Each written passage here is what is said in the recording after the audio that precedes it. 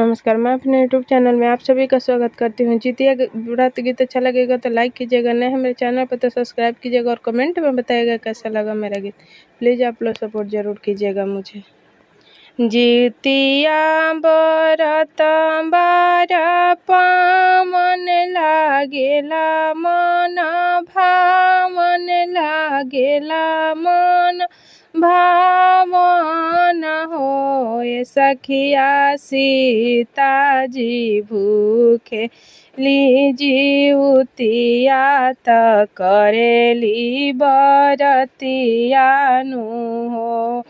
जितिया व्रत बार पावन लागेला मन भावन लागेला मन भावन होए सखिया सीता जी भूखेली जिउतिया त करेली बरतियानु हो। ए सखिया सीता जी भूखेली जिउतिया त करेली बरतियानु हो। वन में से निकलेली वन तपस्वी सीता जी से पूछेली सीता जी से पूछेली हो। ए सीता के कराला भूखेलू जिउतिया त केकरा के मनावेलू हो। ए सीता के कराला भूखेलू जिउतिया त केकरा के मनावेलू हो। ए सीता के कराला करेलू परबिया त केकरा के पूजेलू हो। हंसी हंसी बोलेली सीता त सुनी मोरी मैया त सुनी मोरी मैया नु हो। ये मैया बेटा लागी भूखी जिउतिया त जिउत वाहन के मनाइले हो।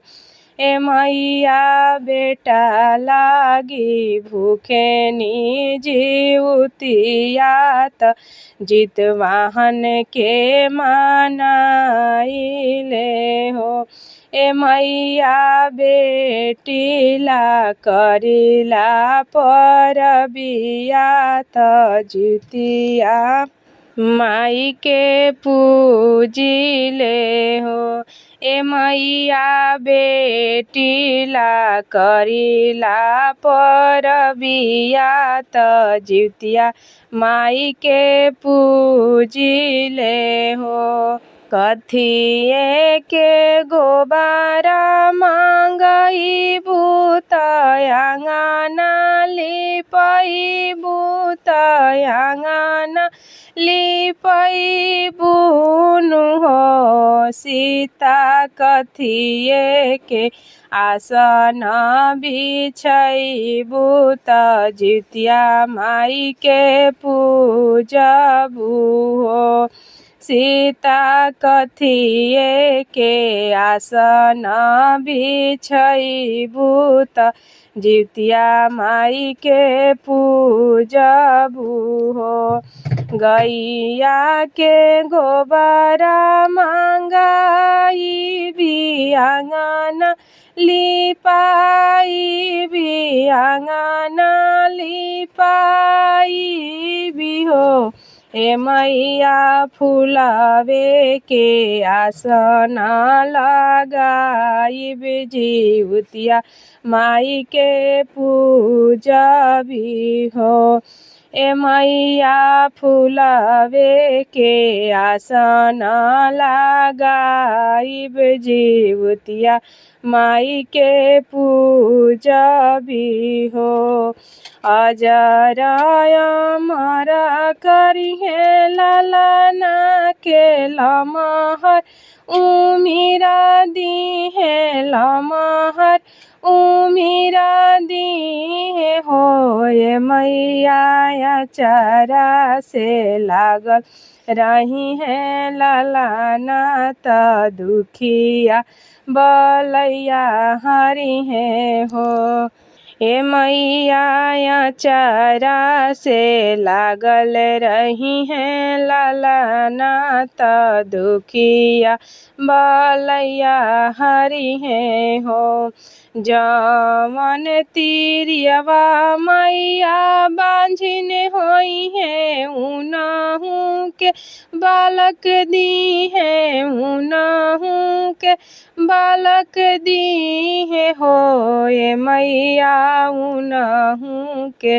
भरी दी है गोदिया त जितिया बरत करी है हो ए मैया उनहु के भरी दी है गोदिया त जितिया बरत करी है हो जितिया माई के महिमाया पर बाटे जानत साना सारा बाटे जग साना सारा जाने हो ये मैया सब कर दुख हरिली है त खुशिया आपर देली हो ए मैया सब कर दुख हरि लेली त खुशिया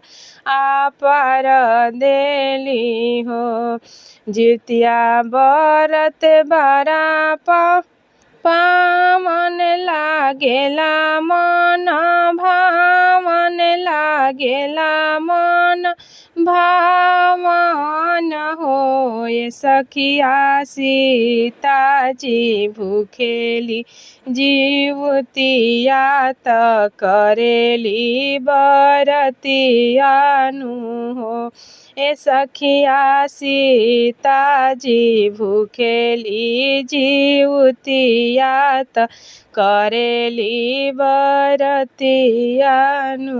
हो।